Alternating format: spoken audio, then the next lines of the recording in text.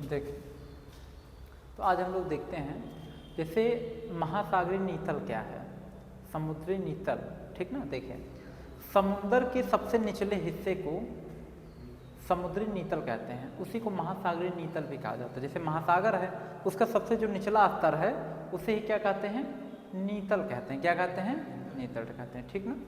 अब हम लोग थोड़ा सा देखते हैं, जैसे कि इसमें देखते हैं बीच वगैरह देखना है, ठीक ना। जैसे देखिए बीच क्या होता है, तो नीतल तो आपको इतना समझ में आ ही गया होगा, ठीक। अब देखिए बीच क्या है, बीच, बीच को हिंदी में क्या कहते हैं, पुलीन या तट भी कहते हैं, ठीक। बीच का मतलब जानते हैं, जैसे मुंबई का जुहू चौपाटी बीच, बीच पे लोग घूमने टहलने जाते हैं, फोटो खिंचाते हैं, सेल्फी लेते हैं, घूमने टहलने लोग बीच पे जाते हैं। और उसके बाद वहीं पे उसी बीच के कुछ अंदर आप देखेंगे ना, उसी पर लोग जो है नावों से तैरते उड़ते हैं, ठीक। लोग इतना पानी भर मतलब अंदर तक चले जाते हैं, समझ गए कि नहीं। बीच पे लोग घूमने टहलने ज़्यादा जाते हैं, जैसे मुंबई का जुहू चौपाटी बीच, फिर अक्षा बीच, ठीक, चेन्नई का मेरियाना बीच, ठीक ना। ये सब बहुत फेमस बीच है, ठीक ना। और फिर उसके बाद जो है बीच ये है। तो अब जैसे आप मान करके चलिए कि ये है आपका समुंदर, जैसे ये है आपका महाद्वीप है, क्या है, जैसे देखिए ये आपका महाद्वीप है, महाद्वीप हो गया कुछ इस टाइप से, फिर एकदम खड़ी ढाल, फिर उसके बाद इस टाइप से, इस टाइप से, देख रहे हैं। अब देखिए जैसे ये हो गया आपका महाद्वीप हो गया, क्या हो गया,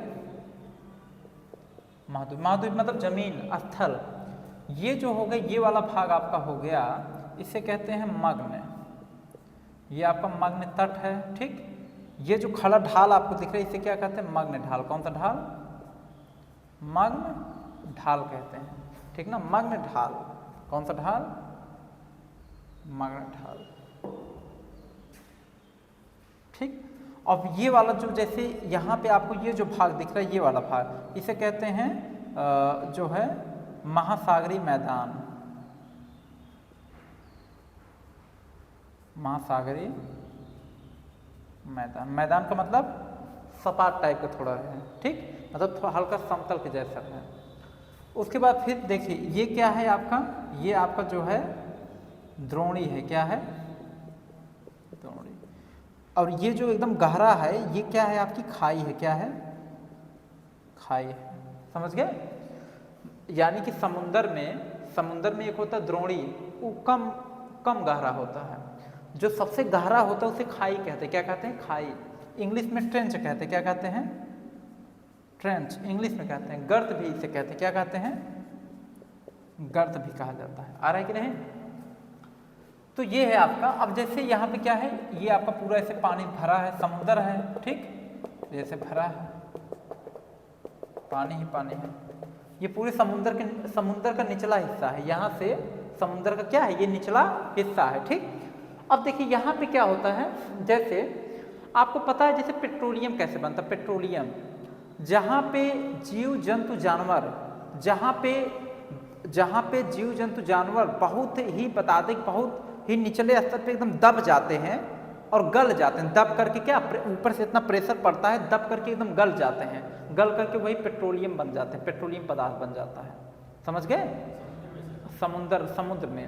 अब जैसे यहाँ पे क्या है, देखो जहाँ पे जीव जंतु ज़्यादा रहेंगे वहीं पेट्रोलियम पदार्थ ज़्यादा पाया जाएगा, क्योंकि जीव जंतु जहाँ ज़्यादा मरेंगे, ठीक, उनके जीव जंतु के निक्षेपण से पेट्रोलियम पदार्थ, जीव जंतु मरेंगे तो गल कर सड़ करके क्या बनेंगे, पेट्रोलियम बना देंगे, समझ गए। ऐसे जैसे आपका है पेड़ पौधे हैं ना, पेड़ पौधे हैं, जितने भी जीवात्म जीव जानवर जितने भी देखो मर जाते हैं अर्थ पे ना, वो दबते दबते देखो कुछ जीव जंतु को मरते हैं, लोग जाते हैं दफना देते, दफन कर देते हैं, ठीक। कुछ पेड़ पौधे देखो कट करके उसी धरती में दबते चले जाते हैं, तो लास्ट में दब करके जो ये पेड़ पौधे हैं लास्ट में दब करके क्या बन जाते हैं, कोयला बन जाते हैं, समझ गए। और जो आदमी है, जो एक कुत्ता, जीव जानवर, ठीक, ये सब जो जीव जंतु हैं, ये सब जब मर जाते हैं तो अगर इनको आप दफन कर दिए, या आप वैसे खुले में देखो जीव जंतु मर जाते हैं, ऐसे पड़ जाते हैं, कौवा ववा खाते हैं ना, तो ये धरती के नीचे दबते दबते दबते दबते एक समय ऐसा आएगा, बहुत जब नीचे दब जाएंगे तो ये धीरे धीरे गल जाएंगे। क्या हो जाएंगे? गल जाएंगे, और गल कर क्या बना देंगे? पेट्रोलियम पदार्थ बन जाते हैं। समझ गए? अब जैसे क्या है कि मग्न तट पर निक्षेपण ज़्यादा होता नहीं, यहाँ पे बहुत कम जीव जंतु मरते हैं, ठीक। तो यहाँ पेट्रोलियम कम पाया जाता है। यहाँ पे लगभग 20% पेट्रोलियम पाया जाता है। क्या परसेंट? 20% पेट्रोलियम यहाँ पाया जाता है, ठीक ना। और बता दें कि ये जो महासागरीय मैदान होता है, यहाँ पे व्हेल, शार्क मछली, यहाँ पे मछलियाँ ज़्यादा पाया जाता है, जीव जंतु यहाँ ज़्यादा पाए जाते हैं, ठीक। जीव यहाँ ज़्यादा पाया जाता है। देखो जहाँ मैदान थोड़ा रहेगा, हल्का समतल टाइप का, वहीं ज़्यादा पाए जाएंगे। अब ये ढाल पे रुकने की जगह ये नहीं है, ठीक। अब अच्छा, यहाँ पे छिपने की भी उनकी जगह है, तो यहाँ पे ज़्यादा मरते हैं जीव जंतु, ठीक ना। तो जहाँ पे जीव जंतु ज़्यादा मरते हैं वहाँ पे सबसे ज़्यादा पेट्रोलियम पदार्थ पाया जाता है। समझ गए कि नहीं? यहाँ पे लगभग 80% पेट्रोलियम पाया जाता है। कितना परसेंट? 80% पेट्रोलियम यहाँ से आपका पाया जाता है। कहाँ? महासागरीय मैदान से। क्लियर हो गए कि नहीं? उसके बाद देखिए आप इसी मैदान में कुछ कटक पाए जाते हैं, और कुछ होते हैं आपके जो कि समुद्री आपके पहाड़ियाँ पाए जाती हैं, ठीक ना। जैसे कटक क्या होते हैं? देखो कटक कुछ ऐसे बनते हैं, ऐसे से कटक होते हैं, ठीक। और इसमें कुछ है ऐसे, ये पहाड़ियाँ हैं, इसे क्या कहते हैं? कटक। कटक का मतलब ये होता है, देखें, कटक का मतलब ये होता है, ये जो कटक बनता है, कटक का मतलब होता है कि ऐसा पहाड़ी जो कि समुद्र के अंदर डूबा हुआ है, समुद्र के अंदर डूबा हुआ, उसे कटक कहते हैं, ठीक। समझ गए कि नहीं? ये कटक इतने मजबूत होते हैं कि यहाँ से जहाज अगर जाएगा ना तो जाने नहीं देते हैं, रोक देंगे। समझ गए? ये नॉर्मल कटक नहीं होते हैं, मजबूत भी होते हैं, ठीक। और ये सब जो कटक बने होते हैं ना, ये सब कटक यही जीव जंतु, उसके बाद जो यानी कि जो ये ज्वालामुखी विस्फोट होता है, ज्वालामुखी विस्फोट, इसी ज्वालामुखी विस्फोट से ये सब कटक बनते हैं, निर्माण होता है। ज्वालामुखी विस्फोट से ही इन सब कटक का निर्माण होता है। और ये जो कटक के जैसा दिख रहा है, जो ऊपर जो समुद्री जल से एकदम ऊपर निकल गया है, इसे कटक नहीं कहते हैं, इसे कहते हैं समुद्री पहाड़ियाँ। क्या है? ये समुद्री पहाड़ियाँ हैं, समुद्री पहाड़ियाँ, ठीक ना। ये क्या होते हैं? ये सब क्या बनते हैं? ये सब जो है ज्वालामुखी विस्फोट से सब कटक समुद्री पहाड़ियों का निर्माण होता है। कोई दिक्कत? समझ में आ रहा है इतना अच्छे से? अब देखिए यहाँ पे क्या है, ये सब पोर्शन आपको इतना बढ़िया से यहाँ पे समझ में आ गया, ठीक। अब हम लोग कुछ चर्चा करते हैं, जो है जैसे अब हम लोग देखेंगे कि ठंडी जलधारा और गर्म जलधारा, स्ट्रीम क्या होता है, ये सब क्या होता है, इनके बारे में बता दें, ठीक। अब जरा देखिए समुद्री जलधारा किसे कहते हैं, ध्यान समझिएगा। ये क्लियर हो गया?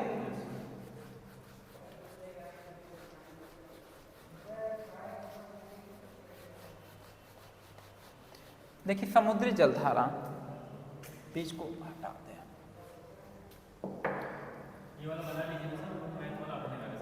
हाँ देखिए समुद्री जलधारा,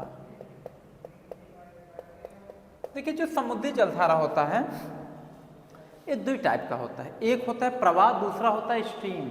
ध्यान देखिएगा, एक होता है प्रवाह, दूसरा क्या होता है? स्ट्रीम। स्ट्रीम का मतलब क्या होता है? धारा। समझ गए? और प्रवाह को इंग्लिश में क्या कहते हैं? ड्रिफ्ट। समझ गए ना? पढ़े होगे ड्रिफ्ट वेलोसिटी, अनुगमन वेग, ठीक। देखिए प्रवाह किसे कहते हैं, धारा किसे कहते हैं, दोनों में कॉमन डिफरेंस ध्यान सुनिएगा। देखिए समुद्री जलधारा, देखिए जब दो मतलब समुद्र की दो धाराएं एक ही दिशा में आपस में मिल करके एक ही दिशा में जब बहती हैं, ठीक, उस समय समुद्री जल धाराओं का जो प्रवाह होता है वो तेज हो जाता है, ठीक। तो उसे क्या कहते हैं? धारा कहते हैं। क्या कहते हैं? धारा। और जब दो समुद्री जलधारा, जैसे एक समुद्री जलधारा इस दिशा में आ रहा है, ठीक, इस दिशा में, क्लियर, अगला समुद्री जलधारा इस दिशा में आ रहा है, ठीक ना। तो दोनों धाराएं देखो अपोजिट डायरेक्शन में है। इससे क्या होता है कि दोनों धाराओं का जो प्रवाह का जो स्पीड है वो धीमा हो जाएगा। क्या हो जाएगा? धीमा। तो ऐसे जलधारा को हम लोग क्या कहते हैं? ऐसे जलधारा को प्रवाह कहते हैं। क्या कहते हैं? प्रवाह। यानी कि प्रवाह का मतलब है जब समुद्री जलधारा धीमी गति से फ्लो करेगा तो उसे प्रवाह कहेंगे, और जब समुद्री जलधारा तेजी से क्या होगा? तेजी से फ्लो करेगा, उसे क्या कहेंगे? स्ट्रीम कहेंगे, धारा कहेंगे। आगे की नहीं समझ में? कोई दिक्कत? जब दो धाराएं अपोजिट डायरेक्शन से आएंगी तो समुद्री जलधाराओं का जो फ्लो होता है वो धीमा हो जाता है। समझ गए? अब जब दो जलधारा एक साथ एक ही दिशा में बहेंगी तो दोनों आपस में मिल करके बहुत तेज गति से फ्लो होंगी। समझ गए कि नहीं? तो वह धारा का फॉर्म बना लेते हैं। इतना क्लियर हो गया? अब उसके बाद देखिएगा यहाँ पे, यहाँ हमने आपको बताया प्रवाह क्या होता है और धारा क्या होता है, इन सब चीज़ में आप समझ गए। ठीक, अब देखिए एक चीज़ देखते हैं, गर्म जलधारा और ठंडी जलधारा ये क्या होता है। ठीक ना, ये कहाँ होता है? ठीक, देखिए आपको पता है कि ये जो आपकी पृथ्वी है, ये पृथ्वी, ठीक, पृथ्वी के बीचों बीच से कौन सी रेखा पास करती है? विषुवत रेखा। कौन सी? आपको पता है, देखिए विषुवत रेखा के पास से जो भी जलधारा गुजरेगी वो गर्म जलधारा होगा। क्यों? क्योंकि विषुवत रेखा के पास गर्मी ज़्यादा पड़ती है, इसीलिए विषुवत रेखा के पास से जो भी जलधारा पास करेगा, जो भी जलधारा विषुवत रेखा से होते हुए जाएगी वो कौन, कैसी जलधारा होगी? गर्म जलधारा। कैसी जलधारा? गर्म। और जो जलधारा ध्रुवों से होते हुए जाएंगी, ये ध्रुवों से, देख रहे हैं, नॉर्थ पोल और साउथ पोल, जो ऐसी जलधारा जो ध्रुवों से होते हुए जाएंगी वो ठंडी जलधारा होंगी। कैसी जलधारा? ध्यान देना, ये आपका नॉर्थ पोल है, ये क्या है? South pole. तो जो जलधारा आपके ध्रुवों से होते हुए जाएंगी वो ठंडी जलधारा, जो विषुवत रेखा से होकर जाएंगी कैसी जलधारा? गर्म जलधारा। ठीक, अब जैसे बहुत सारे जलधाराओं का नाम है, जैसे फाकलैंड जलधारा ठंडी जलधारा है। ठीक, फाकलैंड जलधारा, उसके बाद ऐसे ऐसे करके बहुत सारा नाम है जलधाराओं का। ठीक ना, इसमें नाम लेब्राडोर की जलधारा इसमें लिखा गया है, हम एक बार बोल देते हैं, उसको सुन लीजिए। देखें जलधारा, जैसे लेब्राडोर की जलधारा कैसी जलधारा है? ठंडी। लिख देते हैं ठंडी जलधारा, ठंडी जलधारा। थोड़ा देख लीजिए, इसमें है लेब्राडोर। कौन सा?